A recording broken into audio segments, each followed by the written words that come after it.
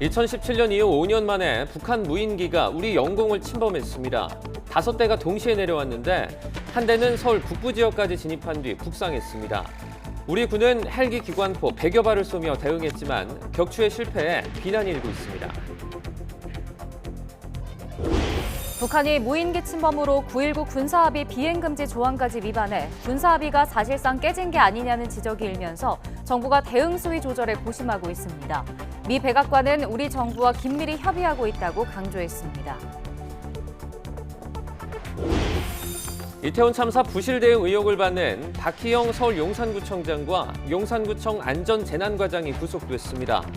특수본은 조만간 용산소방서장과 이태원 역장 등 다른 기관 피의자에 대해서도 구속영장을 신청할 것으로 보입니다. 민주당이 이재명 대표 관련 수사 검사의 명단을 공개한 데 대해 한동훈 법무부 장관이 조리돌림이라며 강하게 비판했습니다. 이 대표는 검찰 조사에 당당히 임하겠지만 내일 출석은 어렵다며 날짜와 조사 방식 등을 변호인을 통해 협의하겠다고 말했습니다. 윤석열 정부 두 번째 특별 사면인 신년 특사 명단이 오늘 발표됩니다. 이명박 전 대통령과 김경수 전 경남지사 등이 특사 대상자로 올라 있는 가운데 윤 대통령의 최종 결단을 거쳐 내일 0시에 사면이 단행될 예정입니다. 폭탄과 폭설을 동반한 겨울 폭풍이 미국 전역을 강타하면서 12개 주에서 최소 46명이 사망하는 등 피해가 속출했습니다. 나이아가라 폭포 관광에 나섰던 한국인 관광객 등 10명은 눈 속에 갇혔다가 인근에 사는 미국인 부부의 도움으로 위기를 모면했습니다.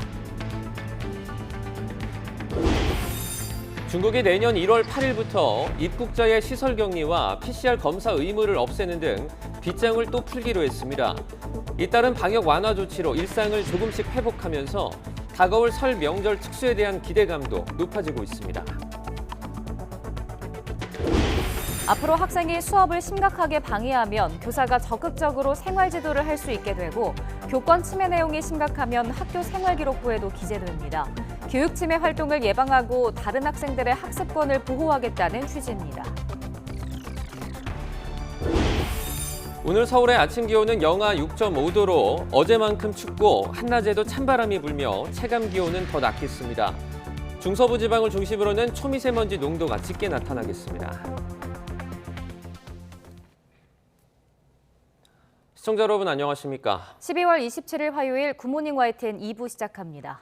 2017년 이후 5년 만에 북한 무인기가 우리 영공을 침범해 5시간이 넘게 휘젓고 다녔습니다. 5대가 동시에 내려와 이 가운데 한 대는 서울까지 진입한 뒤 북상했는데 우리 군도 이에 상응해 무인 정찰 재산을 군사분계선 이북으로 올려보냈습니다. 보도에 한현희 기자입니다. 경기 김포 전방 군사분계선 MDL 이북에서 미상 항적 여러 개가 포착된 건 오전 10시 25분쯤입니다. 이들 항적이 북한 무인기 5대로 식별되자 군은 곧바로 경고방송과 경고 사격에 나섭니다. 그럼에도 불구하고 북한 무인기는 남하를 계속해 한 대는 김포와 파주 사이 한강 중립수역으로 진입해 서울 북부 지역까지 직진한 뒤 북한으로 돌아갔고 나머지 4대는 강화도 서쪽에서 진입한 뒤 부근에서 활동하다가 우리 군 탐지 자산에서 소실된 뒤 항적이 나타나지 않는 것으로 전해졌습니다. 서울까지 침투한 무인기 한 대는 3시간가량 상공에 머물렀는데 탐지부터 소실까지 우리 군이 북한 무인기 5대에 대응한 작전 시간은 5시간여 가량입니다. 북한 무인기가 우리 영공을 침범한 건 2017년 이후 5년여 만으로 정보 수집과 더불어 우리 군의 대비 태세 확인을 위한 것으로 보입니다. 만일 이것이 정찰용이라고 한다면 이제는 네. 그 수준을 넘어서 송수신하는 그런 정도로까지 발전하지 않았겠는가. 그러면은 자기네들이 오늘 여기 와서 활동한 거 그런 것들이 고스란히 송수신 됐을 수도 있다. 북한 무인기의 영공 침범에 상응해 우리 군도 무인 정찰기를 MDL 이북 지역으로 투입했습니다. 유무인 정찰 자산을 군사분계선 근접 지역과 이북 지역으로 투입하여 적 주요 군사시설을 촬영하는 등 정찰 및 작전 활동을 실시하였다. 북상 거리는 북한의 침범 거리에 맞춘 것으로 전해졌는데 이 과정에서 북한군의 대응은 없었고 안전하게 복귀했다고 군 관계자는 설명했습니다. YTN 한현입니다. 우리 군은 북한 무인기 5대를 식별했지만 단 한 대도 격추하지 못했습니다. 민가 피해 등을 우려해 적극적으로 대응하지 못했다는 게 군 당국의 설명이지만 영공이 뚫린 5시간 동안 속수무책이었다는 지적을 피하기 어려워 보입니다. 보도에 최재민 기자입니다. 북한 무인기 넉 대가 우리 군의 경고 사격과 경고 방송에도 군사 분계선을 넘어 영공 침범을 반복했습니다. 이에 대해 우리 군은 공격 헬기 20mm 기관포로 대응 사격까지 했습니다. 하지만 격추에는 실패했습니다. 무인기를 직접 겨누고 발사한 게 아니라 레이더에 탐지된 방향으로만 발사했기 때문이라는 게 군 당국의 설명입니다. 나머지 무인기 한 대는 서울 북부까지 남하한 뒤 다시 북한으로 복귀한 것으로 파악되는데 우리 군은 격추 시 발생할 수 있는 민가 피해를 우려해 직접 사격하지 않았다고 해명했습니다. 경고 방송과 경고 사역을 실시하였고 항적 추적 및 격추 자산을 운용하면서 우리 국민들의 피해를 발생시키지 않은 범위 내에서 대응하였다. 5시간 동안 우리 영공이 뚫렸지만 식별된 무인기 가운데 단 한 대도 격추하지 못한 만큼 우리 군이 속수무책으로 당하고만 있었다는 비난은 피하기 어려워 보입니다. 북한 무인기가 식별되고 움직인 게 한 5시간, 거의 6시간 정도 된 상황인데 그렇다라고 한다면 사실 진작에 이 기체는 어떤 형식으로든 무력화가 됐어야 된다. 북한이 가진 무인기는 현재 1000여 대 정도로 추정됩니다. 앞으로도 북한이 군사 분계선을 넘어 민가를 방패 삼아 정찰 활동을 할 가능성이 큰 만큼 관련 대책 마련이 시급합니다. YTN 최재민입니다. 이번 북한 무인기의 영공 침범은 군사 합의서상 비행 금지를 어긴 첫 사례입니다. 그동안 지상과 해상에서는 여러 차례 위반했는데 비행금지 구역도 무용지물로 만들면서 9.19 군사합의를 무력화하고 남측의 대비태세도 떠보려는 다목적 포석이 깔린 것으로 보입니다. 신현준 기자의 보도입니다. 지난 2018년 남북 정상은 9.19 남북 군사합의를 맺었지만 북한은 이후 여러 차례 합의를 위반했습니다. 합의 체결 이듬해인 2019년엔 창린도 평화수역에서 해안포를 쏘아댔고 2020년엔 비무장지대에서 실탄 수십 발을 발사하기도 했습니다. 한미 군사훈련이 재개된 올해 들어서는 그 정도가 더 심해졌습니다. 10월엔 동서해상 완충구역에서 포사격을 감행하더니 동해 북방 한계선 이남 울릉도 방면으로 탄도미사일까지 발사한 겁니다. 또 이번엔 무인기로 우리 영공을 침해하면서 그야말로 육지와 바다, 영공에서 모두 도발을 감행했습니다. 우리 쪽 전반 지역을 정찰하면서 또 다른 한편으로는 무인기 출현에 따른 우리 쪽 공항 등에서 정상 비행을 하는지 탐색하는 의도도 담긴 것으로 분석합니다. 9.19 군사합의는 지상과 해상, 공중을 비롯한 모든 공간에서 군사적 긴장과 충돌의 근원이 되는 적대 행위를 전면 중지하는 것이 주요 내용입니다. 하지만 북한의 전방위적인 도발로 군사합의가 사실상 깨진 것 아니냐는 지적이 이어지면서 정부도 대응 수위 조절에 고심하고 있습니다. YTN 신현주입니다. 북한 무인기의 우리 영공 침범과 관련해 미 백악관이 우리 정부와 긴밀히 협의하고 있다고 강조했습니다. 미 백악관 국가안보회의 대변인은 북한 무인기가 군사 분계선을 넘어 비행했다는 보도를 알고 있다며 이번 침범 성격에 대해 한국과 긴밀히 협의하고 있다고 말했습니다. 또 한국 방위에 대한 미국의 약속은 여전히 굳건하다고 덧붙였습니다. 이태원 참사 부실 대응 의혹을 받는 박희영 서울 용산구청장과 용산구청 안전재난과장이 구속됐습니다. 경찰에 이어 구청 소속 피의자 신병까지 확보한 특수부는 조만간 용산소방서장 등 다른 기관 피의자에 대한 구속영장을 추가로 신청할 전망입니다. 안동준 기자입니다. 이태원 참사와 관련해 적절하지 못한 대응으로 인명피해를 키운 혐의를 받는 박희영 서울 용산구청장과 용산구청 안전재난과장이 구속됐습니다. 경찰청 특별수사본부가 경찰이 아닌 다른 1차 책임기관 피의자의 신병을 확보한 건 이번이 처음입니다. 오늘 어떤 점 위주로 소명하실 건가요? 경찰에서 지자체 1차 책임은 지자체에게 있다고 하는데 어떤 입장이신가요? 박 구청장은 헬로윈 관련 사전회의를 부구청장이 주재하도록 하고 참사 발생 이후에도 늑장 대처하는 등 전후 대응을 소홀히 해 사상자 규모를 키운 혐의를 받습니다. 특수본은 박 구청장이 수사를 앞두고 휴대전화를 보안성이 높은 기종으로 바꾸는 등 증거를 없애려 한 정황도 포착해 구속영장에 적시한 것으로 알려졌습니다. 관내 안전사고를 다루는 부서 책임자인 안전재난과장은 참사 수습에 필요한 조치를 고의로 방임한 혐의도 받습니다. 참사 당일 지인과 술자리를 하다 구청 직원의 연락을 받고 녹사평역 부근까지 택시를 타고 갔지만 현장엔 가지 않고 바로 귀가한 사실이 확인된 겁니다. 현행 재난안전법은 재난이나 각종 사고에 대한 책임이 국가와 지방자치단체에 있다고 명시하고 있습니다. 이에 따라 특수본은 재난을 대비하고 구호할 1차 책임이 있는 박 구청장과 안전재난과장이 앞서 구속된 이임재 전 서울 용산경찰서장 등 경찰보다 혐의가 더 무겁다고 보고 있습니다. 경찰에 이어 용산구 소속 피의자 신병까지 확보한 특수본은 조만간 최성범 서울 용산소방서장과 이태원 역장 등 다른 기관 피의자에 대해서도 구속영장을 신청할 것으로 보입니다. 구속수사 필요성을 강조해온 특수본이 연이어 신병 확보에 성공한 만큼 현장 기관 피의자에 대한 신병 처리가 마무리되면 이른바 윗선 수사도 탄력을 받을 전망입니다. YTN 안동준입니다. 이태원 참사 국정조사 특별위원회는 오늘과 29일 이틀에 걸쳐 18개 기관을 대상으로 기관 보고를 진행합니다. 먼저 오늘은 대통령실 국정상황실, 행정안전부, 국무총리실, 경찰청 등을 대상으로 1차 기관 보고가 이루어집니다. 기관 증인으로는 한호섭 대통령실 국정상황실장, 박문규 국무조정실장, 이상민 행정안전부 장관, 윤익은 경찰청장 등이 채택됐습니다. 더불어민주당 이재명 대표는 검찰이 소환을 통보한 오는 28일에는 출석하기가 어렵다며 이후 날짜와 조사 방식 등을 변호인을 통해서 협의하겠다고 말했습니다. 또 검찰의 행태가 도저히 납득하기 어렵지만 당당하게 임하도록 하겠다고 밝혔습니다. 직접 들어보시죠. 이미 잘 아시는 것처럼 무혐의로 종결됐던 사건입니다.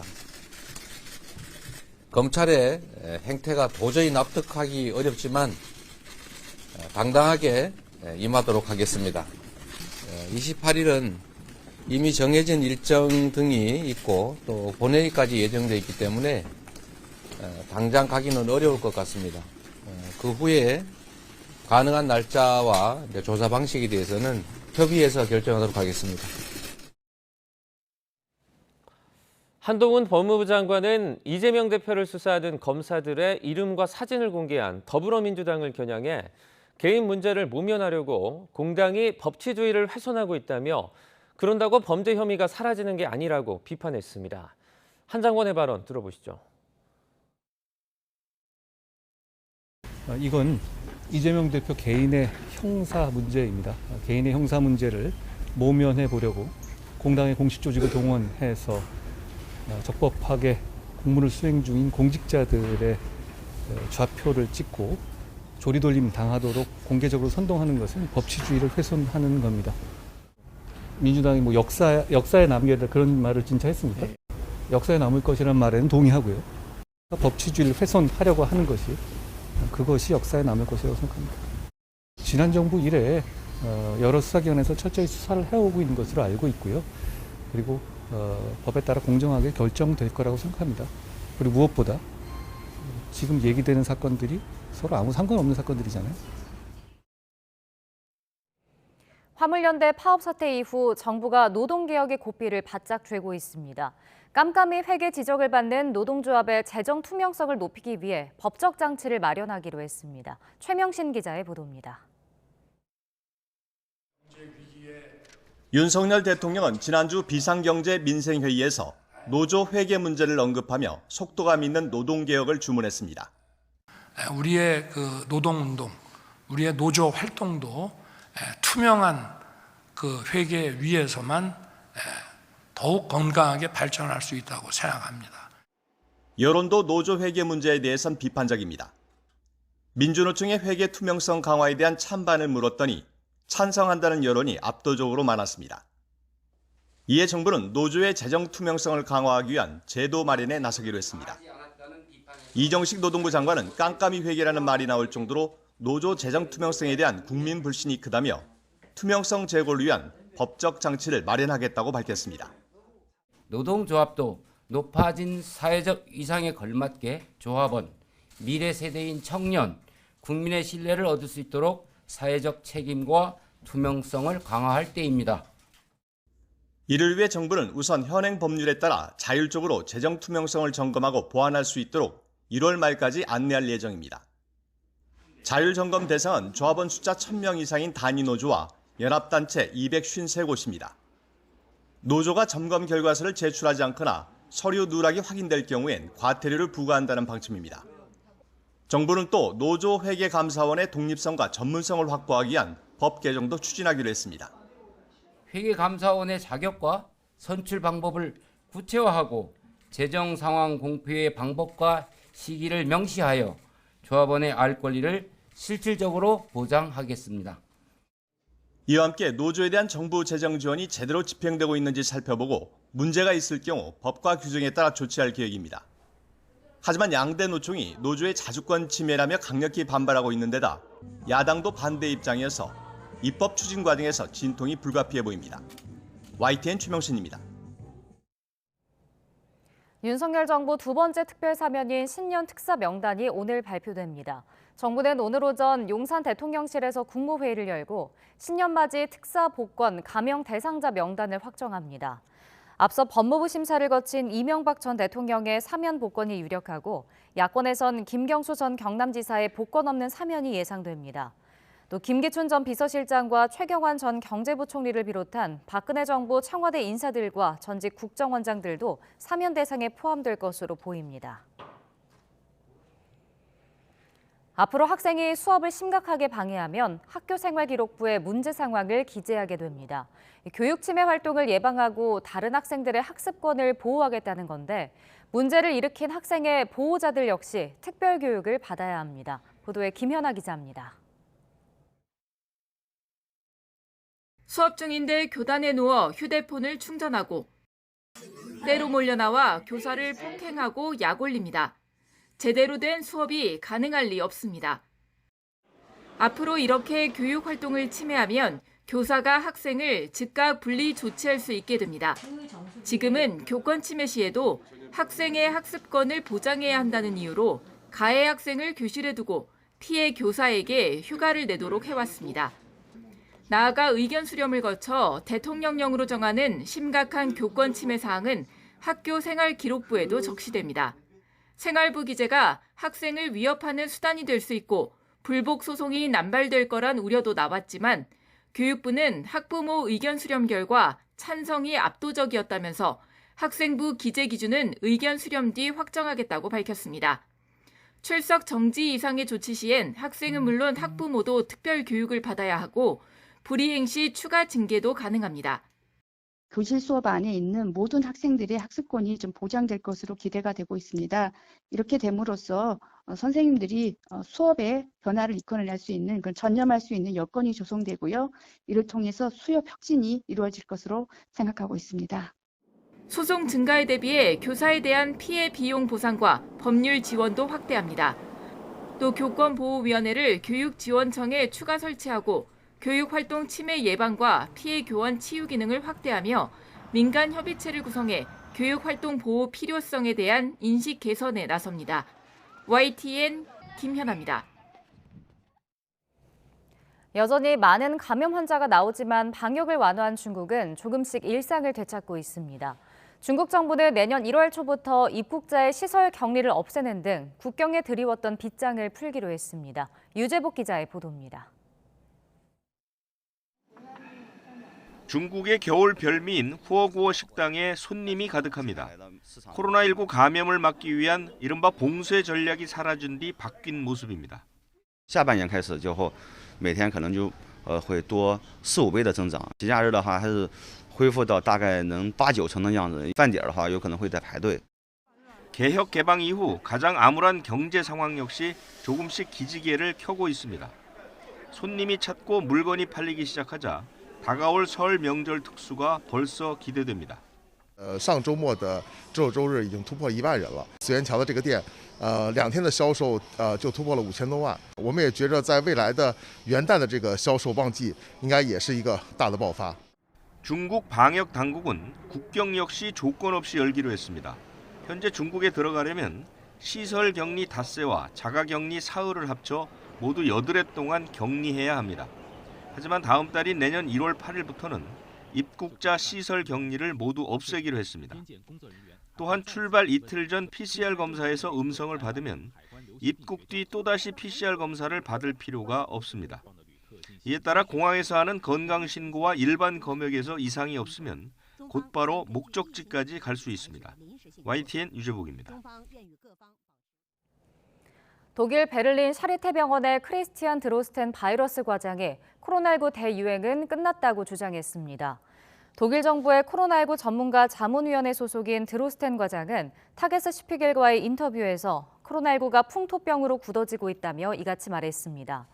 드로스텐 과장은 또 올겨울 이후 독일 인구의 면역력은 바이러스가 여름까지 살아남을 수 없을 정도로 커질 것이라고 내다봤습니다. 혹한과 폭설을 동반한 겨울 폭풍이 미국 전역을 덮친 가운데 눈길의 나이아가라 폭포 관광에 나섰던 한국인들이 미국인 부부의 도움으로 위기를 모면했습니다.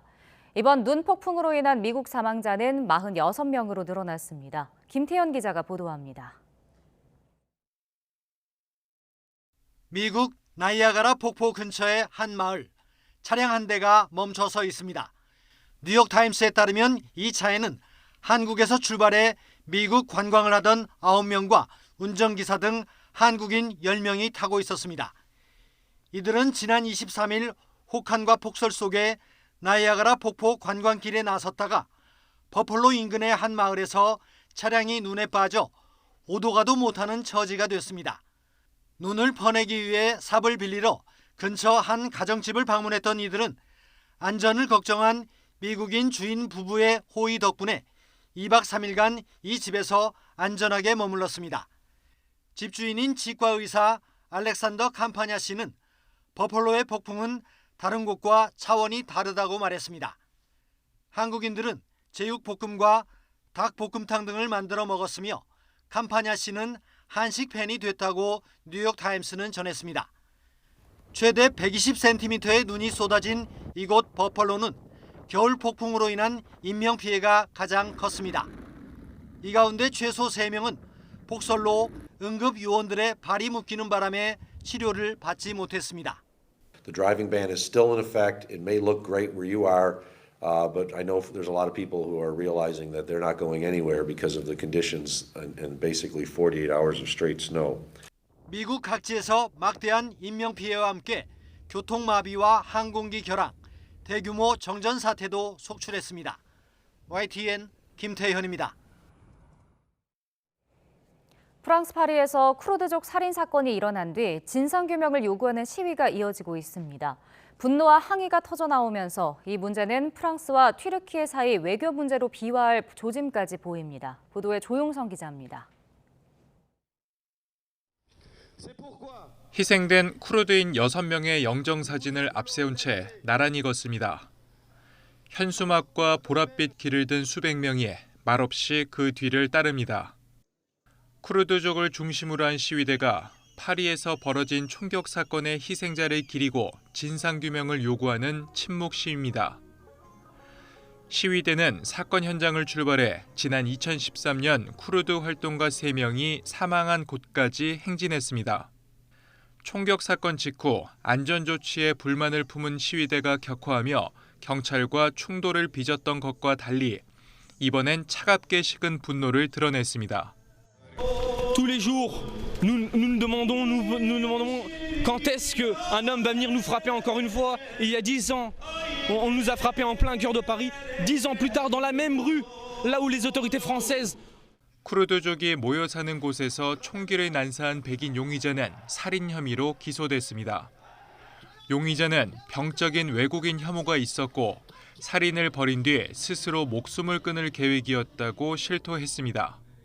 Ces assassinats sont des assassinats à caractère politique, à caractère terroriste, que personne n'attend de nous, comme nous l'avons dit vendredi soir, comme nous l'avons dit samedi et comme nous le répétons encore une fois aujourd'hui, que personne n'attend de nous de croire à cette vérité.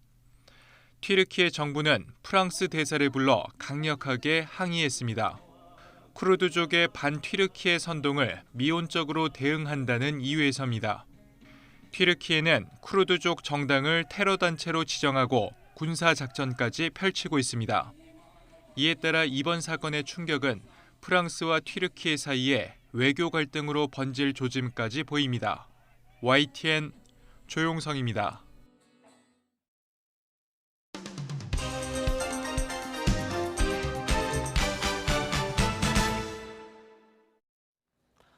(12월 27일) 화요일입니다. 오늘 아침 신문은 어떤 소식을 다뤘는지 짚어보겠습니다. 이현웅 아나운서가 주요 내용 정리해왔습니다. 어서 오세요. 안녕하십니까? 첫 번째 기사입니다. 어제 북한의 무인기 5대가 우리 영공을 침범하는 일이 발생을 했습니다. 그중에 한 대는 우리 서울 상공까지 헤집고 다녔는데 한 대도 격추시키지 못했다고 합니다. 오늘 아침 신문들 이 부분을 주요하게 다뤘죠? 네, 그렇습니다. 먼저 조선일보는 북한 무인기 5시간 동안 농락, 우리 군은 8년을 대비하고도 하나도 잡지 못했다라는 제목을 썼고요. 네. 동아일보는 우리 군이 100발을 쏘고도 놓쳤다라고 지적하는 내용의 제목을 달았습니다. 관련 내용을 조금 더 자세히 보면요. 먼저 조선일보는 북한 무인기가 청와대 상공을 비행했던 지난 2014년 이후 국가 핵심 시설 주위에 드론을 탐지할 수 있는 레이더를 배치하고 격추 작전 개념도 다져왔는데 이번에 탐지에 성공하고도 격추시키지 못하면서 방공망에 구멍이 뚫렸다는 비판이 나온다고 했습니다. 군은 민가 피해가 우려돼서 격추 기회를 잘 잡지 못했다라고 말했는데요. 하지만 북한 무인기는 테러나 공격에 동원될 때 소형 폭탄도 장착할 수 있고 생화학 무기 등을 탑재할 수도 있기 때문에 이렇게 미숙한 대응에 대한 비판이 나왔다고 했고요. 초동 조치가 적절히 이루어졌느냐에 대한 검토도 필요하다는 지적 나왔습니다. 네. 한 전문가는 그동안 드론에 대해서 직접 격추를 하는 하드킬 방식에 주력을 해왔다면 이제는 전자교란 등으로 무력화하는 소프트킬 방식을 도입할 필요가 있다고 말하기도 했습니다. 한편 동아일보를 보면 지난 2014년 이후 북한의 주요 무인기 침범 사례들에 대해서 정리를 해뒀는데요. 이전 사례들을 보면 연료 부족이나 엔진 이상 등으로 추락한 경우도 꽤 있었는데 이번에는 서울로 왔던 한 대 북으로 넘어간 것으로 파악이 됐고요. 나머지 4대는 우리 포착망에서 순차적으로 사라진 것으로 파악됐습니다. 이에 대응하는 과정에서 공군 경공격기 한 대가 추락하기도 했는데요. 여러모로 빈틈을 많이 보인 대응이었다는 지적이 나옵니다. 네, 이제 군이 민가 피해가 우려돼서 격추를 못했다 이렇게 밝히기도 했는데 북한 쪽으로 넘어가는 순간을 좀 노리거나 이런 방법이 있었을 것 같아서 좀 아쉬운 생각이 듭니다. 추가적인 소식 기다려보겠습니다. 다음 기사입니다. 네, 정부가 앞으로 공공기관 인원을 줄이기로 했습니다. 인력 감축 2009년 이후에 14년 만이라고 하는데요. 신문들은 어떻게 다루고 있죠? 네, 그렇습니다. 정부는 2025년까지 공공기관 정원을 12,000명 이상 줄이기로 했습니다. 이 내용을 다루고 있는 신문들 여러 가지 좀 볼 텐데요. 먼저 중앙일보입니다. 중앙일보는 공공기관 혁신을 통해서 불필요한 정원을 줄이면서 인건비 절감 효과가 나타날 거란 기대가 있다고 했는데요. 하지만 반면 지난 문재인 정부 때 공공기관 정원이 11만 명 이상 늘어난 걸 감안하면 감축 효과가 그리 크지 않을 거라는 우려도 함께 나온다고 했습니다. 한편 경향신문 기사에는 당장 내년부터 공공기관 채용 한파가 우려된다는 내용 싣고 있었는데요. 경비나 보안, 환경위와 같은 인력들은 다시 비정규직 또 파견직으로 내몰릴 가능성이 높다는 우려도 함께 전했습니다. 이에 대해서 노조 측 관계자는 사업은 늘어나는데 인력을 줄이는 건 안전을 무시한 감축이라면서 비판을 하기도 했고요. 청년 고용 절벽 시대에 청년들을 낭떠러지로 밀어버리는 격이다라고 말하기도 했습니다. 이렇게 평가가 다소 엇갈리는 가운데 조선일보에는 현재 정부는 공공기관 간 합병 등 거대 구조 조정은 하지 않고 인위적인 구조 조정 대신 정원과 현원의 차이를 줄이거나 퇴직이나 이직 등으로 인한 자연 감소를 활용해서 인력을 감축할 계획이라고 설명하고 있다는 내용도 함께 실려 있었습니다. 네, 다음 기사입니다. 이제 국민의힘이 내년 전당대회 날짜를 확정했는데요. 이제 내년에 3월 8일이라고 합니다. 결선 투표제를 도입하기로 하면서 수싸움이 벌어질 것으로 지금 예상이 되는데 친윤계 쪽으로 시선이 집중되고 있죠. 네, 그렇습니다. 한국일보가 친윤계를 집중 조명한 기사를 썼습니다. 요약을 하자면 친윤계에 대해서 여당의 주축이 됐다고 평가를 하면서도 단 확실한 당권 주자는 아직 없다라는 얘기가 함께 나온다고 했습니다. 네. 현재 당내에서는 일부 비윤계를 제외하면 대체로 범친윤계로 볼 수 있을 정도라는 얘기가 나온다는데요. 윤 대통령을 대선 후보로 만든 이른바 윤핵관 그룹, 또 대선 레이스에서 조기에 지지 선언을 한 친윤계 그룹, 그리고 당에 안착할 수 있도록 도운 인사들 등으로 구분할 수 있다고 합니다. 친윤계가 주축이 되어서 만든 공부 모임에는 국민의힘 의원 115명 중 71명이 참석할 정도였다고 하는데요. 그런 만큼 당내 현안을 주도하는 힘이 강하다는 평가가 나옵니다. 하지만 간판, 또 좌장격의 인물은 없다는 평가가 이어지고 있다는데요. 그러면서 부작용도 노출되고 있다고 했습니다. 여당 의원들이 국민과 소통하는 대신 윤심을 헤아리는 데 집중하면서 집권 여당 본연의 역할을 제대로 하는지에 대한 회의적인 시각이 나온다고 봤습니다. 이전 몇 차례 야당과의 협상에서도 용산만 바라보며 협상력을 제대로 발휘하지 못하는 경우가 많았다라고 평가를 하기도 했는데요. 그러면서 현재 당 내에서는 윤심만 쫓아서는 중도층의 마음을 얻기 어렵다는 위기감도 함께 나오고 있다고 전하고 있었습니다. 네, 다음 기사 보겠습니다. 네, 재판부가 인격 표지 영리권, 그러니까 일명 퍼블리시티권을 규명한 이 민법 개정안을 입법 예고하겠다고 밝혔습니다. 입법이 되면 어떻게 달라지는지 신문의 핵심 내용이 실렸죠? 네, 그렇습니다. 이름이나 얼굴 생김새, 또 목소리 등 인물 고유의 특징을 재산권으로 인정한다는 게 그 핵심인데요. 네. 유명 연예인들만 해당된다고 생각할 수도 있는데 이제는 유튜버나 인플루언서, 또 그 외의 일반인도 이를 상업적으로 활용할 수 있는 권리를 갖게 됩니다. 해외에는 이미 미국이나 독일, 일본, 프랑스 등에서 법률과 판례를 통해서 인정받아온 개념인데요. 우리나라에서도 이제 보편적 권리로 다뤄지게 됐습니다. 이러한 인격표지 영리권은 또 다른 재산과 마찬가지로 사망했을 때 30년 동안 상속도 가능하게 될 전망입니다. 네. 한편 이 개정안이 통과되면 손해배상 소송 등 관련 법적 분쟁도 늘어날 거라는 전망 함께 싣고 있었습니다. 네, 다음 기사입니다. 지자체들이 영화나 드라마 촬영지 유치에 발벗고 나섰다라는 내용인데요. 이 주요 촬영지가 신관광명소로 각광을 받고 있죠. 네, 맞습니다. 인기 드라마나 영화의 배경이 되는 주요 촬영지는 새로운 관광 명소가 되기도 하는데요. 네. 특히 우리 문화를 사랑하는 해외 관광객도 많이 찾아오면서 지역 경제를 살리는 요소가 되기도 한다고 합니다. 최근에 종영한 드라마 재벌집 막내 아들을 보면 재벌집의 저택으로 옛 부산시장 관사가 활용됐다고 하는데요. 현재는 비어있는 상태이기 때문에 활용 가능성이 높다고 했고 내년에도 두 편의 작품이 이미 촬영 예약된 상태라고 합니다. 그리고 경기도청도 최근 광교 신청사로 이전하면서 수원시 팔달구에 있던 옛 청사가 비어있는 상태라고 하는데요. 당장 내년 1월부터 한 드라마 촬영지로 예약된 상태라고 합니다. 다만 드라마의 인기가 식은 후에 촬영지 관리는 극복해야 할 과제로 남는다고 했는데요. 과거 많은 사람들이 찾았던 한 드라마 촬영지는 관리가 제대로 되지 않아서 정밀 안전 진단 기준에 미치지 못하며 출입이 통제되는 경우도 있었습니다. 이에 대해서 한 전문가는 지역 먹거리나 볼거리와 연계해서 스토리를 찾는 등 장기적인 관광지로 키울 수 있도록 해야 한다고 조언하고 있었습니다. 네, 이렇게 촬영지로 유명해지면 많은 분들이 찾아가고 이런 것들은 정말 좋은 영향력이라고 생각을 하는데요. 다만 이렇게 많은 분들이 찾아오면서 쓰레기 투기라든지 소음 무질서 같은 그런 부분만 좀 조심해서 롱런하는 관광지로 자리를 좀 잡으면 좋겠습니다. 맞습니다. 여기까지 듣겠습니다. 고맙습니다. 감사합니다.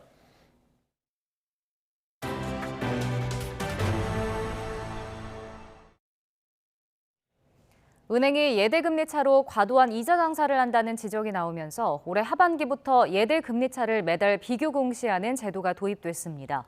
최근 예대금리 차 확대 폭이 주춤하고 있지만 은행별 대출 특성을 제대로 반영하지 못한다는 한계 등으로 실효성에 의문을 제기하는 목소리도 여전합니다. 보도에 강희경 기자입니다. 지난해 하반기부터 시작된 기준금리 인상은 올해 들어 본격화했습니다.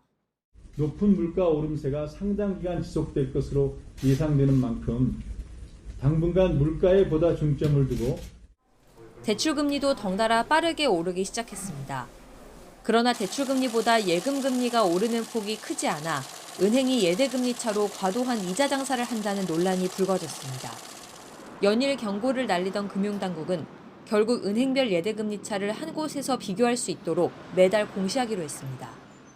제도 개선을 통해서 은행연합회 모든 은행 예대금리차를 비교 공시할 수 있도록 했고, 그다음에 공시 주기도 3개월에서 1개월로 단축했습니다. 지난 8월 첫 공시를 앞두고 은행들은 꼴찌 5명을 쓰지 않기 위해 경쟁적으로 예금금리를 올렸습니다. 첫 성적표가 나온 뒤엔 대출금리 인하 움직임도 일부 이어졌습니다. 이에 따라 올해 상반기 가파르게 오르던 은행 예대금리 차는 7월에 소폭 하락한 뒤 상승폭을 조금씩 줄이고 있습니다. 은행연합회 공시 기준으로도 5대 시중은행의 가계 예대금리차 평균은 최근 0.77%포인트까지 떨어지는 등 조금씩 좁혀지는 추세입니다. 다만 단순한 줄 세우기로 은행별 특성을 제대로 반영하지 못한다는 한계는 여전합니다. 정부 정책성 자금을 많이 취급하면 예금금리가 비교적 낮게 나타나고 중저신용자 대출을 많이 내줄수록 대출금리 평균은 더 올라간다는 점이 대표적입니다. 은행권에서도 시장 상황에 따라 금리가 조정되고 있을 뿐 공시 자체가 예대금리 차에 큰 영향을 미치진 않는다고 보고 있습니다. 비중에 따라서 대출금리의 그 평균 레벨이 많이 달라지는 것만큼 이제 대출금리 인하 효과가 어느 정도 있었는지는 정확하게 보기 어려운 한계는 분명히 있습니다. 또 예대금리 차를 좁히기 위해 예금금리를 올리면 조달 비용 상승으로 대출금리가 더 오르는 악순환이 반복돼 결국 대출자에게만 피해가 돌아간다는 지적도 나옵니다. YTN 강희경입니다. 대부업계 1위 업체인 러시앤캐시가 조달금리 상승을 견디지 못하고 신규 대출 중단을 선언했습니다. 이자 서민금융 우수 대부업자인 아프로 파이낸셜 대부는 신용대출을 포함한 모든 신규 대출을 중단하기로 했습니다.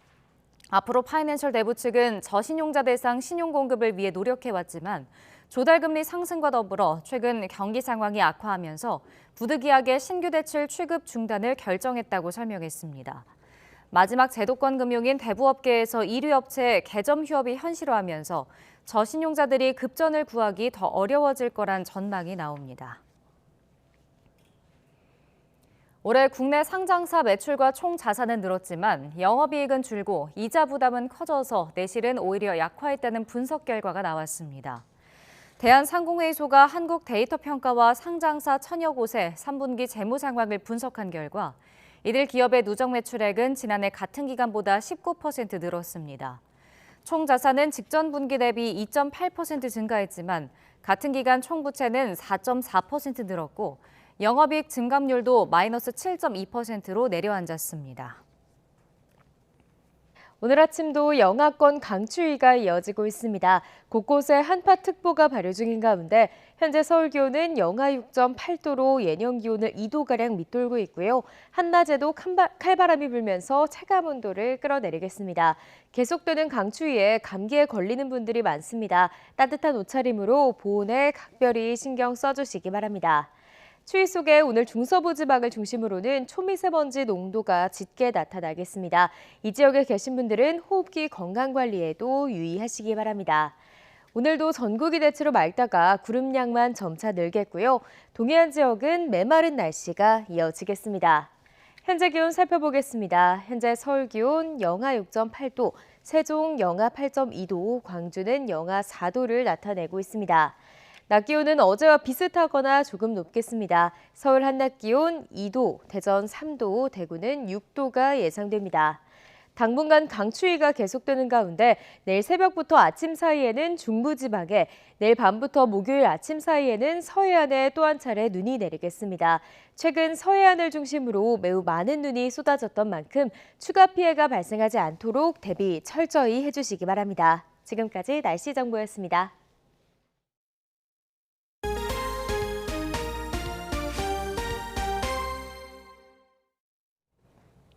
어제 북한 무인기가 우리 영공을 침범한 가운데 북한은 올해 성과를 평가하고 내년 국정운영 방향을 결정하는 노동당 중앙위원회 전원회의를 개최했습니다.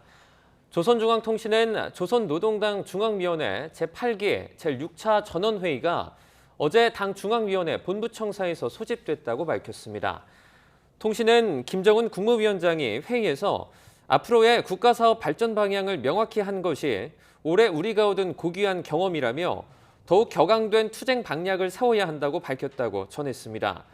또 김 위원장이 첫 번째 의정보고를 통해 올해의 투쟁으로 정치, 군사 등 각 방면에서 우리의 국력이 강화됐다고 강조하며 여러 부문에서 내년에 달성해야 할 목표와 실행 방도들을 밝혔다고도 전했습니다. 이태원 참사에 부실하게 대응한 의혹을 받는 박희영 서울 용산구청장과 용산구청 안전재난과장이 구속됐습니다. 서울 서부지방법원은 박 구청장과 용산구청 안전재난과장에 대해 범죄 혐의에 대한 소명이 있고 증거를 없앨 우려가 있다며 구속영장을 발부했습니다.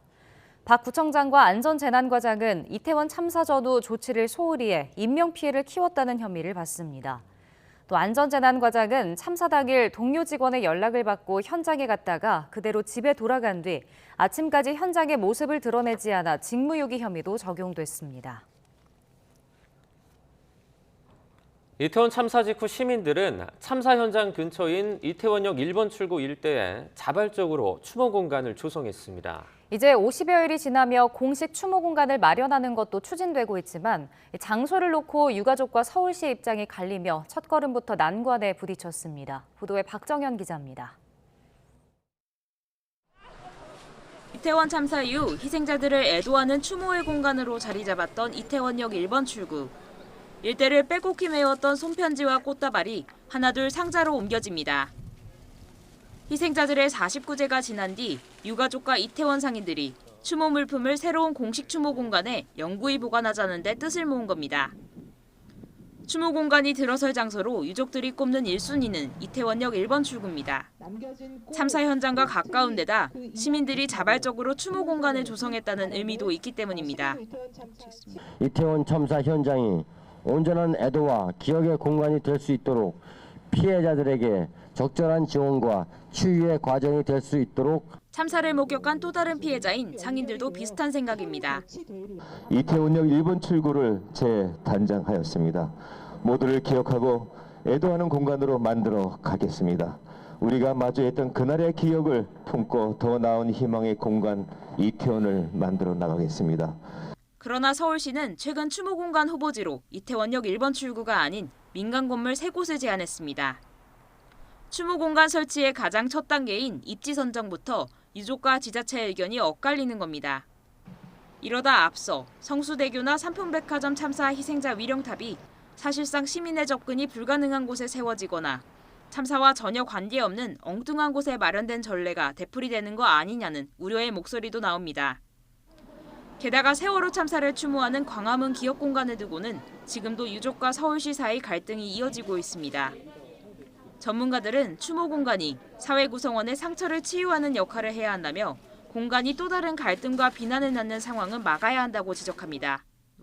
그런 갈등을 보는 또 유족들 입장에서는 마치 이게 없었던 일로 취급을 당하기 때문에 또 한 번의 상처와 외상을 줄 수 있는 일이 될 것입니다.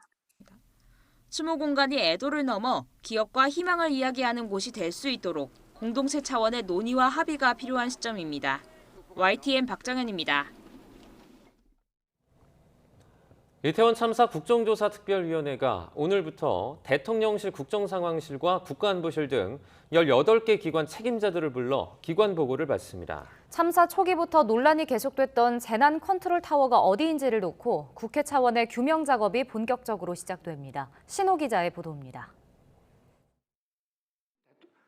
이 재난의 컨트롤 타워, 안전의 컨트롤 타워는 대통령이 맞습니다.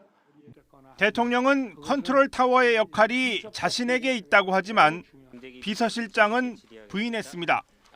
국정 상황실이라는 데가 우리 재난 이쪽에 컨트롤 타워가 아닙니다. 컨트롤 타워는 중앙안전대책본부로 봐야죠. 공이 행정안전부 장관에게 가는가 싶더니 정립된 개념이 아니어서 좀 짧게 답변. 짧게 하면 일단 저라고 말씀드릴 수 있을 것 같습니다. 행안부 장관이라고 말씀드렸습니다. 곧바로 반론이 나왔습니다. 행안부 장관이다. 그렇게 답변을 하셨죠. 제가 알고 있기에 국가위기관리 기본 지침에는 재난대응의 컨트롤 타워는 대통령실로 되어 있습니다. 컨트롤 타워 역할에 대해서는 대통령실 안에서도 설명이 다릅니다. 국정상황실은 국정조사특위에 보낸 자료에서 자연재난이나 사회재난 모두 위기관리센터가 주관 부처의 보고를 받고 비서실에 전파하는 시스템이라고 설명했습니다. 하지만 국가안보실 답변을 보면 위기관리센터는 안보 분야 위기 상황만 관리하며 재난 관련 업무는 아예 안보실 소관 업무가 아니라고 선을 긋고 있습니다. 이태원 참사 기관 보고에는 한호섭 대통령실 국정상황실장과 손광재 국가안보실 국가위기관리센터장 직무대리, 박문규 국무조정실장 등 89명이 증인으로 채택됐습니다. 18개 기관에 맞게 대응했는지를 묻는 절차인데 한덕수 국무총리는 증인에서 빠져있고 손광재 직무대리는 이태원 참사 훨씬 뒤인 이달에 위기관리센터장 발령을 받은 사람입니다. 재난의 컨트롤 타워가 누구인지는 부실했던 대응에 대한 책임 소재는 물론 재발 방지 차원에서도 규명해야 할 대목이라 다음 주 청문회까지도 핵심 쟁점이 될 전망입니다. YTN 신호입니다.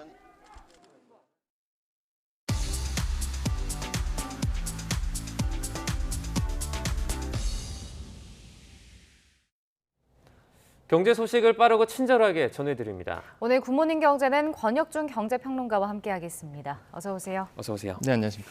네, 부동산 관련 뉴스부터 짚어보도록 하겠습니다. 금리가 급등을 하면서 이제 주택담보대출을 받은 대출자들이 평균 연소득의 60%를 빚 갚는 데 쓰고 있다고 하는데요. 말이 60%지 이제 생활비 빼고 나면 거의 남는 게 없을 것 같아요. 그렇죠. 나의 연봉에서 아니면은 또 월로 따진다면 내 월급에서 60%를 이제 빚 갚는 데 쓴다. 이게 DSR이라고 보통 얘기를 하는데요. 네. 총부채 원리금 상환 비율이라고 보통 얘기를 하죠. 한마디로 내 연소득에서 얼마나 원리금을 갖고 있느냐 이 비율이거든요. 네. 근데 여기서 원리금은 총을 얘기합니다. 그러니까 뭐 주담대만 얘기하는 게 아니라 내가 갖고 있는 빚의 모든 원리금을 다 갚다 보니까 사실 이 DSR이 항상 문제가 되고 있는데 지금 현재 주택담보대출 보유차주 중에서 이 DSR 60% 넘어가시는 분들이 꽤 많이 이제 나오고 있죠. 그래서 지금 현재 봤을 때에 3분기에 한 60.6% 정도 이렇게 이제 나오고 있다라고 지금 보시면 되겠는데 사실 이게 DSR 60%가 넘어갔다라고 봤을 때는요. 이제 19년 1분기 이후 이 3년 만에 다시 한번 이제 DSR 60%가 이제 넘어간 거라서 보시면 됩니다. 그러니까 상당히 좀 한계까지 왔다라고 보시면 되겠고 뭐 차트에 보듯이 여기에 신용대출까지 보유한 차주까지 하면 69.2% DSR이 거의 70% 육박한다는 얘기는요. 말씀하신 것처럼 생활이 안 돼요. 그럼 뭐 말 그대로 내 연봉에서 70% 대출 원리금 갖고 나서 30% 갖고 어떻게 생활합니까? 애들 학원도 못 보내죠. 먹는 것만 써야 되거든요. 사실 굉장히 좀 한계 상황까지 지금 가고 있다라 보시면 되겠고 그렇게 보는 이유는 이제 첫 번째는 기준금리가 인상이 됐기 때문에 어쩔 수 없이 이제는 DSR이 높아질 수밖에 없는 것이죠. 이게 우리나라 금리는 2021년도 그러니까 작년 8월부터 이제 올리기 시작했거든요. 그때부터 이제 DSR이 이제 오르기 시작합니다. 왜냐하면 그 정도로 사실 원리금 부담이 있다는 얘기인데 이때 지금 차트를 좀 봤더니 2020년도 3분기에는 DSR이 한 54% 정도가 돼요. 주담대 갖고 있는 분들 중에서 본다 그러면. 근데 금리가 본격적으로 상승한 21년 8월 달, 그러니까 3분기부터 본다 그러면 이게 57.1%, 4분기에는 57.8%까지 오르기 시작합니다. 이게 계속 오라요. 그럴 수밖에 없는 게 나는 가만히 있어도요. DSR 40% 맞춰서 대출을 받아도요. 일단 기준금리가 높아가고 그냥 대출금리가 높아지니까 자연스럽게 DSR 퍼센테이지가 높아질 수밖에 없습니다. 이 수치는 더더욱 이제는 자연스럽게 높아질 수밖에 없다. 왜?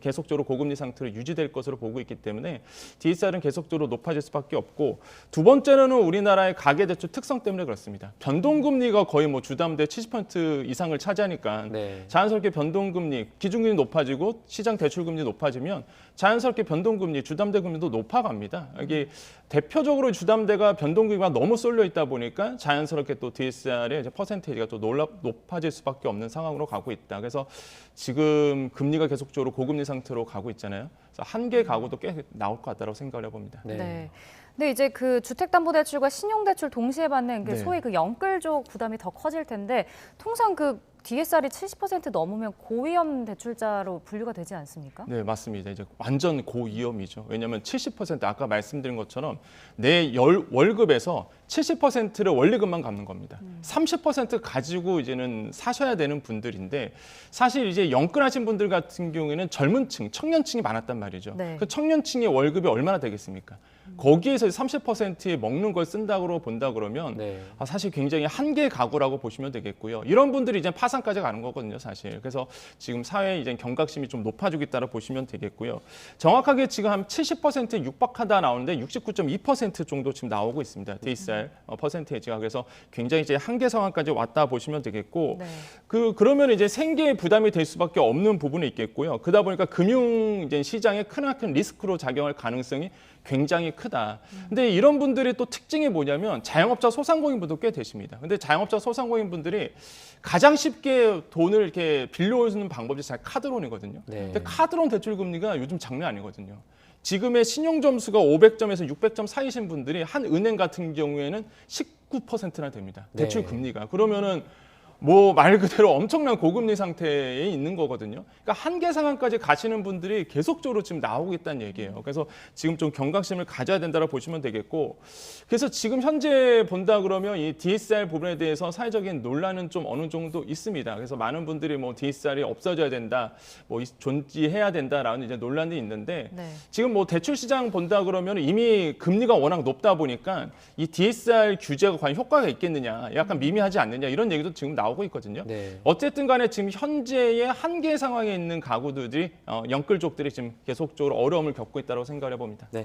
이런 가운데 지금 부동산 거래 절벽 현상도 계속 이어지고 있습니다. 이를 해소하기 위해서 정부가 추가 규제 지역 해제를 검토하고 있는데 하락폭이 좀 상대적으로 큰 서울 노원이나 도봉 등이 지금 후보지로 꼽히고 있다 그래요. 영향이 좀 있을까요? 저는 만약에 풀어준다 그러면 상당한 영향을 좀 줄 것 같거든요. 일단 지금 현재의 얼마 전에는요, 이제 조정 대상 지역을 다 풀어줬죠. 그래서 이제는 서울과 그다음에 수도권 4곳 빼고는 다 풀어졌습니다. 그 수도권 4곳이 어디냐면 우리가 보통 보면 이제 광명, 그다음에 과천, 그다음에 하남, 성남 지역이거든요. 성남 지역은 이제 분당 쪽, 그다음에 이제는 수정구 이렇게 볼 수가 있겠는데 이 4곳하고 서울 지역 빼고는 이제는 조정 대상 지역을 다 풀어줬습니다. 딱 여기가 이제 남아 있는 상태인데 이제 내년 1월입니다. 1월에 주거정책심의위원회에서 주정심에서 이제는 규제 완화를 이제 밝힐 것으로 보고 있는데 지금 시장에서는 이제는 한강변을 따라서 그 이외의 지역, 한마디로 서울 외곽 지역이라 보시면 되겠죠. 그래서 노도강 얘기가 그래서 이제 나오는 건데 이 노도강도 지금 뭐 시장에서는 어느 조정 대상 지역에서 풀어줄 거다라는 이제는 생각이 지금 나오고 있는데요. 그럴 수밖에 없는 게 조정 대상 지역을 풀리는, 그러니까 조정 대상 지역을 묶이는 조건 자체가 일단 주택 가격 변동률을 봅니다. 주택 가격이 물가 상승률의 2배를 넘어가거나 청약 경쟁률 5대1 지역 넘어가는 지역이 조정 대상 지역인데 현재 차트에 보듯이 수도권 지역의 최근 3개월 주택 가격 변동률을 본다 그러면 이미 떨어져 있는 상태예요. 그러다 보니까 조정 대상 지역에 묶일 그 기준에서 벗어난 상태입니다. 그래서 노원구 같은 경우는 5% 3개월 동안, 도봉구가 4%, 송파가 3% 각각 떨어졌고 특히 광명시, 하남시가 이제 또 크게 떨어진 모습들을 보이거든요. 그렇게 본다 그러면 조정 대상 지역에서 풀릴 가능성이 높다라고 볼 수가 있겠고, 근데 이제는 시장에서는 가장 예민하게 반응하는 게 과연 송파구도 풀리느냐 이거거든요. 그래서 만약에 송파구가 풀린다면 굉장히 상징성이 있는 겁니다. 왜냐하면 강남권으로 사실 그동안 묶여왔던 지역이다 보니까 송파구가 조정 대상 지역에서 풀린다라는 거는 정말 강력한 시그널을 시장에 던지는 거거든요. 뭐 정부는 이제 부동산 규제 다 풀 거야, 이런 어떤 시그널을 던지는 거예요. 그래서 아마 제가 봤을 때 영향력이 좀 있을 거라고 좀 생각을 해보겠고, 만약에 조정 대상 지역에서 풀린다 그러면 대출 풀립니다. 지금 같은 경우에는 50%, LTV 50%를 묶여 있어요. 서울 지역 같은 경우에 물론 DSR 40% 묶여 있겠지만은 LTV가 70%까지 늘어나거든요. 그러니까 내가 이제 주담대 받을 때 조금 더 이제 유리한 상황으로 갈 수밖에 없고, 그 다음에 일시적 2주택자의 처분 기한도 2년에서 3년으로 늘어나게 되고요. 2년 만에 이제는 양도세도 2년 정도 아까 말씀드린 것처럼 이제 비과세가 됩니다. 2년만 갖고 있으면. 이런 게 엄청나게 이게 규제가 풀리다 보니까 저는 좀 시장에 영향을 미칠 수 있고, 무엇보다 취득세입니다. 취득세 자체가 사실 이건 풀리게 되거든요. 현재 이제 조정 대상 지역 같은 경우, 지금 같은 경우는 2주택자 같은 경우는 8% 됩니다. 물론 1세대 1주택자 제외하고 일시적인. 서울 지역의 두 채를 내가 살려고 그래요. 한 채가 있고 하나를 살려고 그러면 8% 돼야 되는데 이것 때문에 시장 못 들어가시면 꽤 되거든요. 왜냐하면 5억짜리만 하나 산다고 그래도 5판에 사실 취득세만 4천만 원 내고 들어가야 됩니다. 이제 산술적으로. 그러다 보니까 사실 시장에 접근하지 못했는데 서울 외곽 지역에서 조정 대상 지역 규제가 풀려 그러면 만약에 돈 있으신 분들은요. 사실 이제 DSR 40% 규제 적용받고 나서 돈이 있으신 분들은 충분히 들어갈 수 있거든요. 그래서 이런 부분에서 아마 시장에서 영향을 좀 어느 정도는 줄 것 같다. 물론 사실 지금 현재 부동산 시장은 돈 있는 분들의 이제 시장입니다. 사실 DSR이 40%가 계속 묶여 있기 때문에 사실 현금 부자 아닌 이상은 사실 들어가기 좀 어려운 시장이지만 근데 생각보다 우리 주위를 둘러보면 돈 있는 사람 꽤 많아요. 지금 돈을 쌓아두고 있는 분들이 생각보다 많습니다. 그러다 보니까 다시 한번 부동산에 어느 정도의 영향을 줄 가능성은 좀 크다라고 생각을 해봅니다. 네.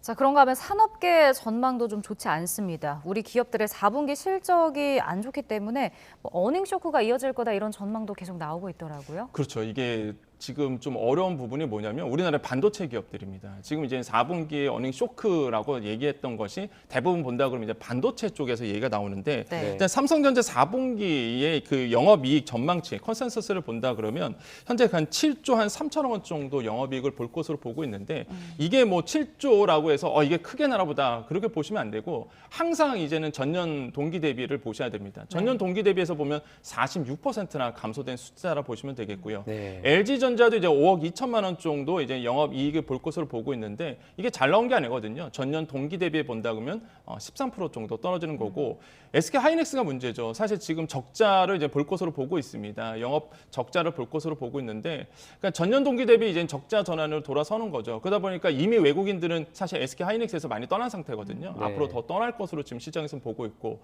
그래서 지금 우리나라의 주요 이런 전장 기업들이 굉장히 그 어두운 이제 전망치가 나오고 있다 보니까 지금 좀 긴장을 하고 있는 이제 재계에서는 좀 긴장을 하고 있습니다. 이런 부분에서 좀 문제가 될 것 같고 특히 이제 우리나라의 반도체 업체는요, 우리나라의 수출의 20%를 담당하거든요. 그러니까 우리나라의 수출의 20%를 담당하는 반도체 업황이 이렇게 안 좋다 그러면 당연히 수출 쪽에서도 문제가 생길 수밖에 없고 이런 부분들이 이제는 반도체로 먹고 사는 다양한 이제는 서플라이 체인이라 해서 공급망 체인이 갖춰져 있는 우리나라에서 파급 효과가 굉장히 크거든요. 그래서 이런 부분이 조금 아쉽게 느껴진다라고 좀 생각을 해봅니다. 지금 뭐 수출 부분에서 석유 제품이나 가전 등의 전망도 부정적인 부분이 있습니다. 아무래도 세계적인 경기 둔화 때문에 이런 제품들이 많이 팔리지 않은 그런 여파로 보이는 것 같아요. 네. 근데 수출도 지금 문제죠. 수출 같은 경우는 지금 2개월째 감소세를 기록하고 있고요. 이제 수출이 안 되다 보니까 무역 적자도 지금 8개월 연속 적자 마이너스를 치고 있거든요. 그러니까 이게 9개월 연속될 것이다라는 건 기정사실화 돼 있습니다. 이번 달 아마 무역 적자가 또 마이너스로 될 것 같은데 그 정도로 사실 수출에 대한 어떤 그 문제점들이 계속 불거지고 있습니다. 우리나라의 그 지금 한국무역협회에서 자료를 하나 내놨어요. 무역 통상연구원에서 1분기, 그냥 내년 1분기에 수출산업 경기 전망 지수라고 해서 이제 수출 기업들이 봤을 때에 1분기에 4분기 말고 직전 분기 말고 1분기에 어느 정도 수출이 될 것이냐라고 이제는 그 전망치를 내놓는데 이게 바로 수출산업 경기 전망 지수입니다. 이게 봤을 때 화학공업 같은 게 79.9, 그다음에 이제 반도체가 73 이렇게 나오는데 가장 안 좋은 거 보면은 가전과 석유 제품이거든요. 이게 지금 본다 그러면은 가전이 55.7, 그다음에 석유 제품이 49.7 이렇게 나와요. 100을 기준으로 봤을 때 이하로 떨어진다는 얘기는 그만큼 안 좋다. 1분기 때 수출이 그 정도로 안 좋을 거다라고 보고 있는 거예요. 참여자들이. 그래서 지금 굉장히 좀 어려운 상태로 지금 가고 있고 화학공업, 반도체, 섬유, 의복도 100 이하다 보니까 지금 굉장히 수출 전망이 좀 어둡다라고 저는 이제 평가를 해보고 있습니다. 지금 현재 본다면 그나마 이제 자동차 같은 경우는 그나마 이제 한 99 정도 되다 보니까 이 업황은 좀 수출에서 어느 정도 될 것 같지만 이외의 섹터에서는 굉장히 좀 어렵게 보고 그나마 이제는 100을 넘은 것도 있습니다. 이제 LNG선이죠. 우리나라 이제 선박 쪽 이게 유럽 쪽에서 수주가 많이 들어오고 있거든요. 그래서 선박 이외에는 대부분의 업종이 지금 수출 전망을 좀 어둡게 보고 있다. 그래서 지금 또 안 좋은 얘기만 계속 해드리죠. 사실 그 정도로 사실 내년 상반기가 어렵다는 뜻입니다. 많은 전문가들이 그다음에 많은 시장의 평가자들이 진짜 내년 상반기를 가장 어렵게 보고 있는 게 수출 안 되죠. 무역 적자 계속 심해지죠. 환율도 계속 변동폭이 일어나죠. 그러다 보니까 참 어려운 상황에 갈 것이다 해서 지금 경고의 목소리는 계속 나오고 있거든요. 과연 이제 시장의 참여자들이 과연 이를 경고의 목소리를 어떻게 받아들이냐에 따라서 내년 상반기가 어떻게 흘러갈지를 좀 보셔야 되겠다고 말씀을 드립니다. 근데 그 그중에서도 지금 경기 침체에다가 자금 유치가 어려워서 뭐 전기차라든지 배터리 쪽 산업이 타격을 또 많이 받고 있지 않나요? 그렇죠. 일단 전기차라든지 배터리 산업 같은 경우에는 실제적으로 그 투자가 많이 들어가는 겁니다. 왜냐하면 시설 투자가 들어가야 되거든요. 특히 R&D 투자가 굉장히 많이 들어가는 섹터인데, 근데 이제 유동성이 많아질 때는 당연히 돈이 많다 보니까 기업들이 투자를 많이 한 상태였습니다. 근데 지금의 유동성이 줄어들고 경기가 위축이 되면서 사실 지금 이렇게 시설 투자들이 좀 줄어들고 있는 모습들도 보여주고 있다. 그래서 특히 이제 전기차 시장이 경기 침체로 인해서 큰 타격을 받고 있다고 보시면 되겠고, 우리나라만 국한돼서 좀 본다 그러면 인플레이션 감축법 때문에 사실 미국에서 나왔던 인플레이션 감축법 때문에 사실 크나큰 타격을 좀 받을 수밖에 없는 상황이다. 이런 상황에서 현대차, 기아차가 계속적으로 좀 약화되고 있는 모습들이 지금 보여주고 있어서 좀 안타깝다고 생각을 해봅니다. 특히 배터리 섹터도 이제는 환율이나 아니면 원자재 이런 어떤 변동폭이 심해지다 보니까 좀 어려운 상황으로 좀 가고 있어서 참 걱정이 많이 된다라고 좀 생각을 해봅니다. 네, 마지막으로 중국 소식도 간단하게 짚어보겠습니다. 중국이 일단 뭐 제로 코로나에서 위드 코로나로 이어가고 있지 않습니까? 네네. 지금 다음 달 8일부터 방역 빗장을 풀기로 했는데 뭐 우리나라 수출에도 그렇고 경제 부분에 좀 도움이 될까요? 저는 충분히 된다고 보여집니다. 왜냐하면 우리나라의 주식 시장이나 아니면 특히 외국에서 우리나라를 볼 때 우리나라 시장만 보지는 않거든요. 과연 중국이 풀어주느냐 안 풀어주냐에 따라서 이거를 봐요. 투자를 할 때. 근데 중국이 만약에 뭐 말 그대로 풀어준다라고 본다 그러면 우리나라의 경제에는 크나큰 영향을 줄 수 있다. 그래서 긍정적인 시그널이다. 그나마 좀 위안이 되는데 한두 번 속았어야죠. 사실 중국에. 그러다 보니까 과연 정말로 예상대로 내년 1월 8일입니다. 이제 빗장을 푼다고 지금 발표한 상태인데 과연 정말로 빗장을 풀지는 그때 가서 조금 평가를 해봐야 될 것 같지 않 평가를 해봐야 되겠다라는 좀 생각을 해봅니다. 네, 최근에 코로나 확진자 늘어나고 있다라는 좀 안 좋은 소식도 있기 때문에 저희가 조금 더 지켜보도록 하겠습니다. 굿모닝 경제 여기까지 듣겠습니다. 권혁중 경제평론가와 함께했습니다. 고맙습니다. 네, 감사합니다.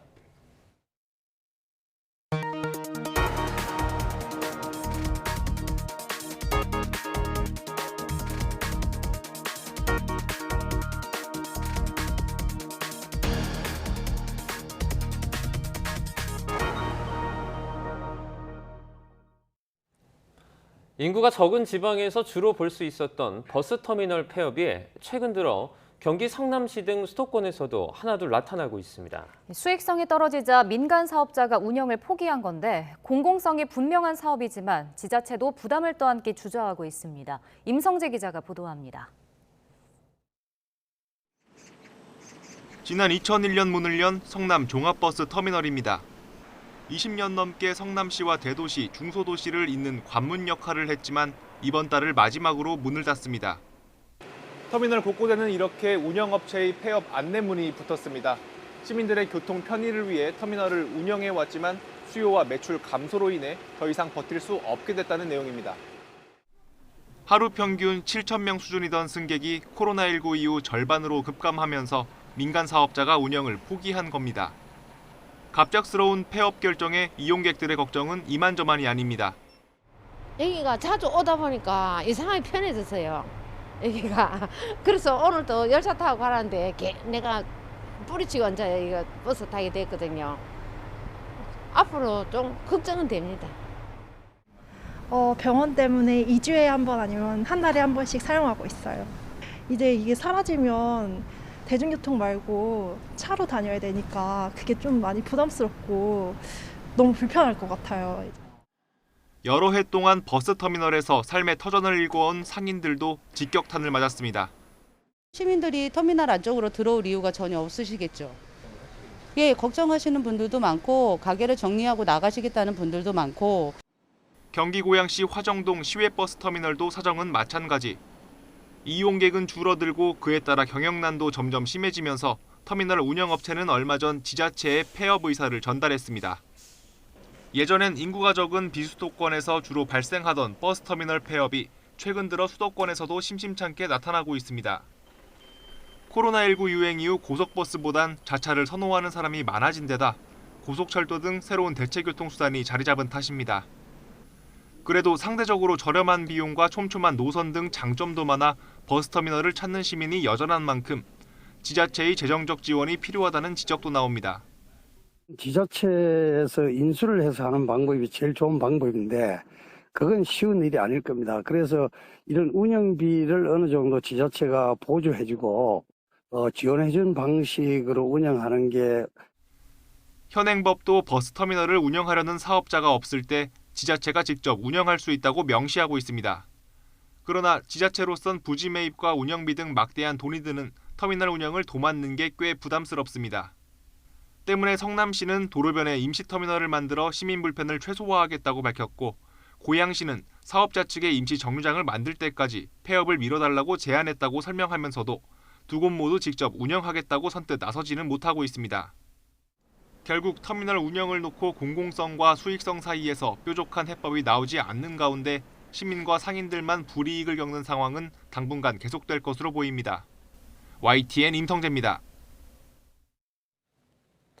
겨울 한파가 계속되는 가운데 주택 화재에 따른 사망 사고가 잇따르고 있습니다. 전력 사용량이 많은 난방기기를 잘못 사용하면 화재로도 이어질 수 있는 만큼 안전한 사용법을 미리 알아두는 게 중요하다고 합니다. 보도에 차상은 기자입니다. 성탄절 새벽, 주택 안을 가득 채운 연기가 밖으로 뿜어져 나옵니다. 1층에서 시작된 불은 2층까지 번졌고 이곳에 살던 80대 부부는 숨진 채 발견됐습니다. 다음 날 새벽에도 주택에서 난 불로 40대 남성 1명이 목숨을 잃었습니다. 겨울철 주택 화재에 따른 사망 사고가 잇따르고 있습니다. 최근 10년 동안 전국에서 발생한 화재는 41만 5천여 건. 이 가운데 주택 화재가 차지하는 비율은 18% 정도입니다. 하지만 전체 화재 사망자 가운데 주택 화재로 숨진 사람이 차지하는 비율은 절반에 육박합니다. 불이 났을 때 인명피해로 이어진 경우가 가장 많은 장소라는 의미입니다. 인명피해가 발생한 시간대는 주로 자정에서 새벽 사이, 연령대는 70세 이상이 가장 많습니다. 요즘처럼 난방기기 사용이 급증하는 시기에는 화재 위험성이 더 커집니다. 동파를 막기 위한 열선이나 전기장판, 전기 히터 등 계절용품에서 불이 난 사례만 최근 한 달 사이에 360건이 넘습니다. 전력 소모가 많은 난방기기를 이른바 문어발식으로 연결해 사용하거나 전선이 눌려 훼손된 경우에 화재로 쉽게 이어질 수 있어 주의가 필요합니다. 화재 예방을 위해서는 전기장판이나 오늘기 등 오래된 제품은 교체를 하시거나 사용 전 반드시 점검을 하신 후 사용하여 주실 것을 당부드립니다. 불을 초기에 끄고 인명피해도 막을 수 있는 소화기와 화재 경보기를 사용하는 게 중요한데 가까운 소방서에 문의하면 설치와 사용 방법 등을 안내받을 수 있습니다. YTN 차상입니다. 추운 날씨를 따뜻하게 녹이는 소식이 있어서 전해드립니다. 화면 함께 보시죠. 크리스마스를 앞둔 지난 23일 충남 천안시 복지정책과 사무실에 누군가 현금이 든 비닐봉지를 가져왔습니다. 그 안에는 352만 6,700원이 들어있었습니다. 돈을 전달한 사람은 자기는 부탁을 받아서 전달만 하는 거고 기부자는 전통시장에서 버섯을 팔고 있다고 말했습니다. 알고 보니 해당 기부자는 지난해 설 명절과 추석에도 비슷한 금액을 어려운 이웃에게 써달라고 전달했다고 합니다. 이 현금은 사회복지 공동모금회를 통해 주손가정 10가구에 전해질 예정입니다. 다양해진 소비자들의 취향을 반영해 TV 제품도 화질과 음향 품질 등 성능에 따라 가격대가 천차만별입니다. 한국소비자원이 소비자 선호도가 높은 6개 제품을 비교해봤더니 가격은 5배 넘게 차이가 났고 성능도 제각각이었습니다. 윤혜리 기자의 보도입니다. 다양한 브랜드의 65인치 TV 제품이 한데 모여 있습니다. 영상 품질부터 연간 소비 전력, 가격까지 선택폭이 넓어 제품을 고르기 쉽지 않습니다. 한국소비자원이 주요 브랜드 6개 제품을 평가한 결과 일반 화질 품질은 큰 차이가 없었습니다. 일반적인 시청 화질인 SDR 영상은 400만 원대의 고가형 제품 2개가 매우 우수, 중저가형 제품 3개가 우수 평가를 받았습니다. 중저가형 제품도 일반적인 영상을 보는 데는 무리가 없는 양호한 수준으로 나타났습니다. 반면 HDR이 적용된 고화질 영상을 볼 땐 가격에 따라 성능 차이가 컸습니다. 고가형 제품이 매우 우수 평가를 받았는데 대기업이 출시한 중저가 모델보다 상대적으로 좋은 평가를 받은 중소기업 제품도 있었습니다. 가장 저렴한 제품과 가장 비싼 제품의 가격 차는 387만 원, 최대 5.7배였습니다. 연간 소비 전력은 최대 1.3배 차이가 났습니다. 고화질 영상이 중요하다면 고가형 제품을, 가격이 저렴하면서도 상대적으로 영상 품질이 우수한 제품을 구매하고 싶다면 중소기업 제품을 선택하는 것이 현명하다는 판단입니다. 일반적인 화질에서는 대체로 양호한 수준으로 평가되었기 때문에 소비자께서는 가성비를 중요시한다면 그 중저가형 TV도 시청하는 데는 크게 무리가 없는 수준이었습니다. 소비자원은 제품별로 스마트 기능 지원과 지상파 UHD 수신 여부 등 부가 기능의 차이가 있어서 구매 전에 확인이 필요하다고 조언했습니다. YTN 윤혜리입니다. 히잡을 제대로 쓰지 않았다는 이유로 경찰서에 끌려가 의문사한 이란 여성 마흐사 아미니가 숨진 지 100일이 지났습니다. 아미니로부터 시작된 반정부 인권 시위로 수백 명이 숨졌지만 이 시위는 꺼질 줄 모르고 계속되고 있습니다. 보도에 임수근 기자입니다.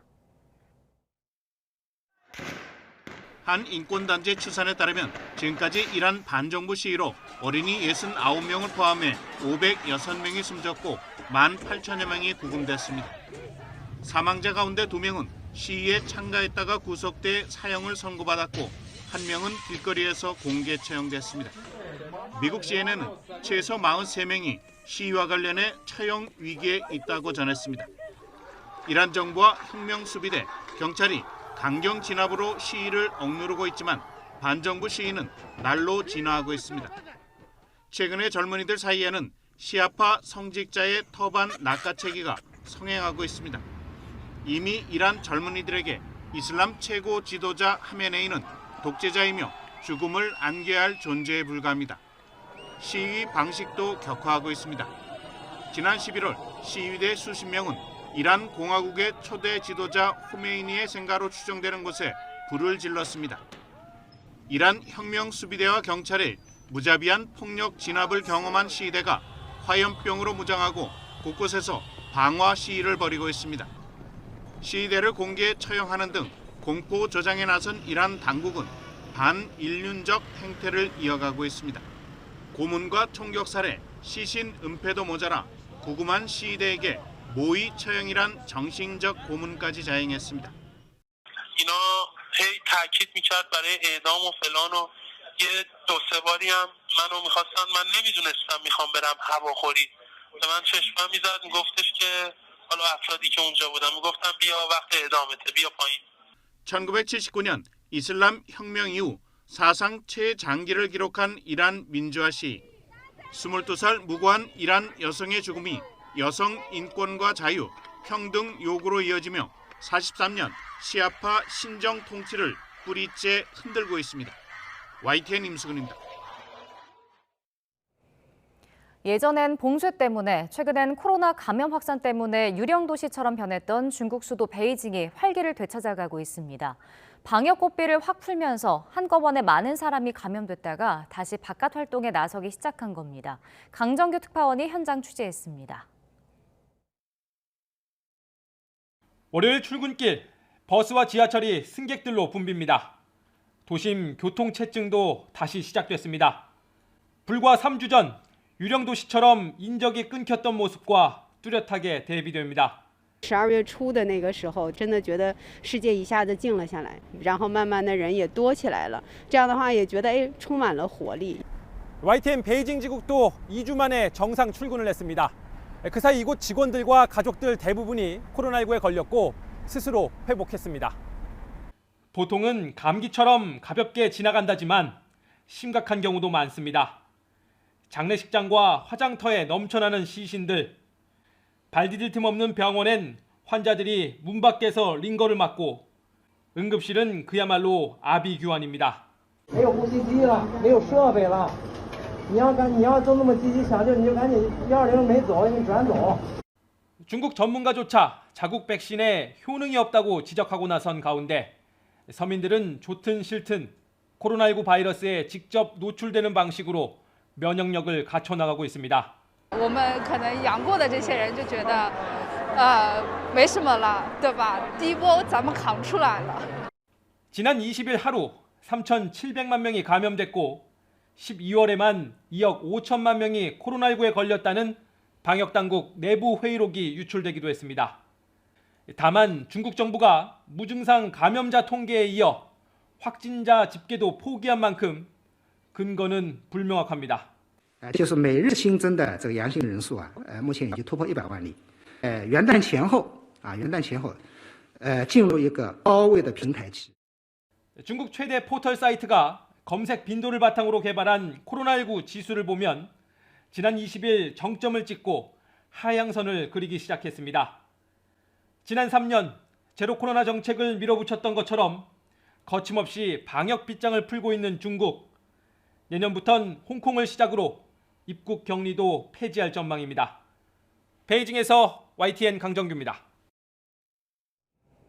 지금 대학로에서는 무려 9시간 동안 이어지는 연극이 공연되고 있습니다. 함부로 볼 엄두가 나지 않을 것 같은데 전석 매진이라고 합니다. 신웅진 기자가 그 비결을 알아봤습니다. 연꽃 정원이 아름다운 고택, 그리고 이 집의 소유권을 둘러싼 갈등. 세계적 극작가 안톤 체홉의 벚꽃 동산을 우리 시각으로 재해석한 연꽃 정원입니다.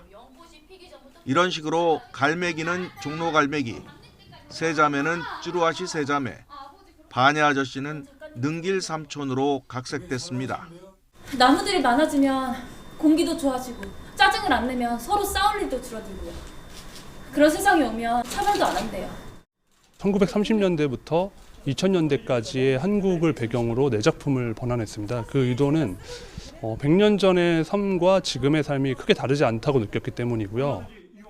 540분, 무려 9시간 동안 한자리에서 4편이 릴레이로 펼쳐지는데 업이라고 하는 배우들에게도 연달아 오르는 무대는 큰 도전입니다. 어려움도 있지만 저는 더 재미있게 하고 있어요. 제가 연극을 너무 좋아해서 그런지도 모르겠지만 쫄깃하다 그럴까? 그 변화되는 측면이 있으니까. 9시간에 질려 누가 볼까 싶기도 하지만 진작에 표는 다 나갔습니다. 극장의 3분의 2가량을 무대로 쓰기 때문에 판매 가능한 좌석은 40여 석 정도. 작품성을 위해 상업성을 포기한 셈입니다. 비록 적은 관객을 대상으로 하고 있지만 그런 이유로 지금까지 10년째 열광적인 지지를 받고 있습니다. YTN 신홍진입니다. 조선 왕실 유물을 보존 관리하는 국립고궁박물관이 과학문화실을 새롭게 단장했습니다. 고궁박물관 과학문화실은 왕의 의무이자 권위인 관상과 수시, 즉 천체를 관측해 절기와 날짜, 시각을 알리는 것을 주제로 국보 3건, 보물 6건 등 과학문화유산 45건을 새롭게 선보입니다. 특히 돌에 1,467개 별과 295개 별자리를 담은 하늘지도인 천상열차 분야지도 각석 2점을 알기 쉽게 전시한 별도 공간은 이번 개편의 대미라고 박물관 측은 설명했습니다. 오늘도 어제와 비슷한 겨울 날씨가 이어집니다. 찬바람에 대비한 따뜻한 옷차림 하셔야겠는데요. 현재 서울 기온은 영하 7.2도로 예년 기온은 2도가량 밑돌고 있는데요. 한낮에도 기온이 크게 오르지 못하고 영상 2도에 머물겠습니다. 12월의 끝자락에서 세미 한파가 기승을 부리고 있는 만큼 건강관리 잘해주시기 바랍니다. 오늘도 하늘 자체는 대체로 맑겠습니다. 다만 대기 정체로 인해 서울 등 중부지방은 종일 초미세먼지 농도가 나쁨 수준을 유지하겠습니다. 내륙 곳곳에 한파특보가 내려진 가운데 현재 철원 영하 16.1도, 서울 영하 7.2도, 전주 영하 5.8도를 나타내고 있습니다. 낮 동안에도 찬바람이 불며 종일 춥겠습니다. 서울 2도, 대전 3도, 광주 5도로 어제와 비슷하거나 조금 높겠습니다. 당분간 영하권 강추위는 계속되겠고요. 내일 출근길에는 중부지방에 눈 예보가 있어 교통 불편이 우려됩니다. 또 오후부터는 찬 공기가 유입되며 서해안에도 눈구름이 만들어지겠고 이 눈은 모레 새벽까지 이어질 전망입니다. 최근 내린 눈이 녹기도 전에 또 눈이 내리면서 피해가 발생할 가능성이 큽니다. 빙판길 사고에 각별히 유의하시기 바랍니다. 동해안 지역은 맑은 날씨가 이어지면서 건조특보가 발효 중입니다. 여기에 강원 산간을 중심으로는 바람도 강하게 불 것으로 보이니까요. 산불 등 대형 화재가 발생하지 않도록 불씨관리 철저히 해주시기 바랍니다. 지금까지 서울 상암동에서 YTN 원희다입니다. 화요일 아침 굿모닝 YTN은 여기까지입니다. 잠시 후 뉴스라이더가 방송됩니다. 시청해주신 여러분 고맙습니다.